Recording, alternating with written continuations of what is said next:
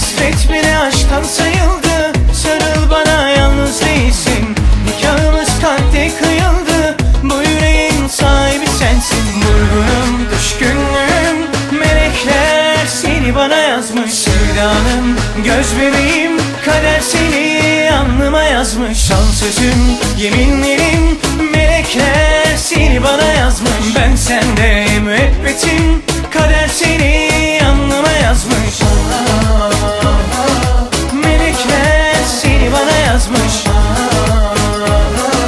Kader seni alnıma yazmış. Melekler seni bana yazmış. Kader seni alnıma yazmış.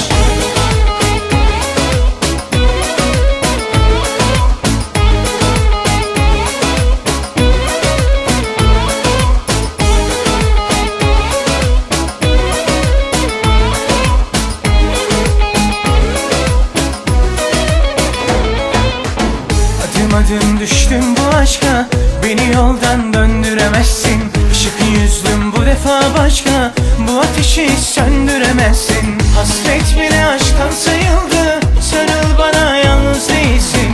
Nikahımız kalpte kıyıldı. Bu yüreğin sahibi sensin. Vurgunum, düşkünlüğüm, melekler seni bana yazmış. Sevdanım, göz bebeğim, kader seni alnıma yazmış. Son sözüm, yeminlerim, melekler seni bana yazmış. Ben sende müebbetim, kader seni alnıma yazmış. Melekler seni bana yazmış. Kader seni alnıma yazmış. Melekler seni bana yazmış. Kader seni alnıma yazmış. Yüreğin yanacak, kalbime yakacak. Düşler bahçesinde yavrum yeni güller açacak. Yüreğin yanacak, kalbime yakacak. Düşler bahçesinde yavrum yeni güller